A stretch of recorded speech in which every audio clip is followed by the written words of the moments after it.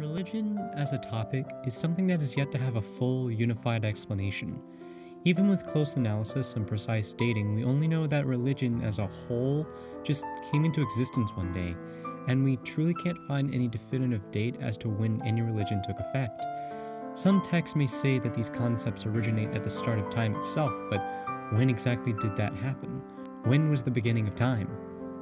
Obviously, that's an absurd question to ask, one that will get no answer, or if one does happen to form, it will be disagreed upon by at least one other person. That makes one wonder just what the worth of religion, or therefore being religious, truly is. Is there a good worth in being religious, or do the negatives outweigh the positives? While I don't personally have an answer to this question, I do want to explore both sides to the argument to see the validity they hold. With being religious, there are a multitude of benefits that can emerge. While the stories may vary, religions always have set moral codes for the followers to live by. Christianity, for example, has some of the most universally accepted moral codes to live by. Do good unto others, don't lie, don't steal, don't harm others. These are obvious to most of us, but many people still do not see this and resort to their own selfish narratives. Which is where the concept of sin comes in, to better explain what are the actions that should not be taken to live a good and honest life. Buddhism too lives by moral codes of being honest and true, always asking the followers to be good, kind people who do no wrong. Followers may also find comfort in this perceived higher order's control over others.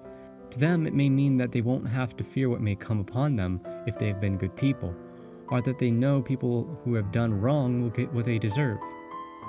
But the problem of being religious doesn't so much lie in the religion itself, but rather how it is used or perceived by others. Much of our past as humans lies in the concept of fear, as we are naturally fearful animals. Fear, however, can be controlled, both personally and by others. And that's one of the many problems. Most people of modern day are eager to point out the bad in things, leading to others who listen to respond with distaste, scorn, and especially fear. But some people can and will manipulate that fear to their own selfish gains. We've seen examples of this fear-mongering all throughout history. The Salem witch trials, Nazi Germany and the Third Reich, the Red Scare, even in modern day with news outlets taking an average event and blowing it out of proportion in order to get a reaction. It's this kind of control that leads some people to blindly follow out of a fear that if they don't, there will be repercussions. And with such deep proposed repercussions as, say, hell, it's not unlikely that there are people who only follow out of fear. But now, let's take a look at the other side of the argument, atheism. Atheism, or the lack of belief in a god or deity, has many well-made claims to disprove religion. As with most atheists, science naturally guides the concept. Science gives explanation to questions that were otherwise answered by only what others told you was right. What atheism holds over religion is solid, visible proof, and not just text. Most people will not be convinced of things unless they can see it with their own eyes. That's why conspiracy theorists exist, like flat earthers. But what separates atheism from conspiracists is that, unlike the conspiracists, there is actual evidence they can use that is almost as universally accepted as religious morals. When evidence is so widely agreed upon, there has to be at least some truth or merit held in it. And when you look at it more closely, atheism gives you personal control over your destiny. You aren't told what to do and can decide for yourself how to live and be happy. Happiness is really what everyone should strive for in life. However, the problem of atheism is that now it lies entirely on humans as the ultimate deciders of everything. My dad is a Christian, and so is the rest of my family, and one thing he said to me about atheism is that when you rely on people alone, understanding of anything is then relied on who has the loudest voice. The thing about the atheist community is just how toxic it is.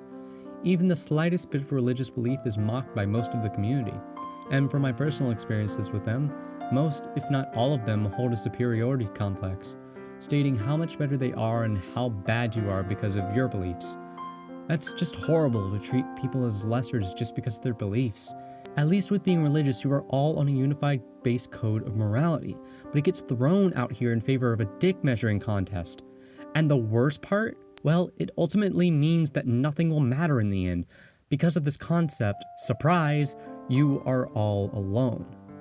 Which, sadly enough, this gives the atheist community more fuel to act how they want, because it won't matter what they say when we all die.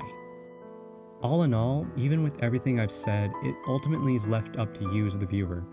I shouldn't be the one to say which way you believe, and neither should anyone else. Personally, I believe that both sides have good intentions. Being religious lets you have a personal understanding of the world and how to live life, while atheism allows you to have a scientific understanding and better be open to not following mass narratives and instead taking your own path. When you leave this video, I hope you can walk away with a better feel for how both sides work. There are many more things at play than what I've said, but I hope I could have laid the groundwork for anyone still unsure of themselves to help them have an understanding, as ultimately, understanding is what we're all looking for here. Maybe one day we'll find the answers to our questions, one way or another. Can I get a T? And if you hit me with the A-L-L-Y, then you'd see why the hall is here for y'all. Well, the mini mall is calling us all in. So kids, pack up your mom's car, back up the Windstar, kick it and drive, and arrive at the Mega Mart. Slide the side hatch with pride, cause your ties match on booty duty like your name was Eddie Thatch. WWTHD, we like to kick it at the university, but all work and no play makes us crazy. So we jump in the bumpin' SUV, hit the street.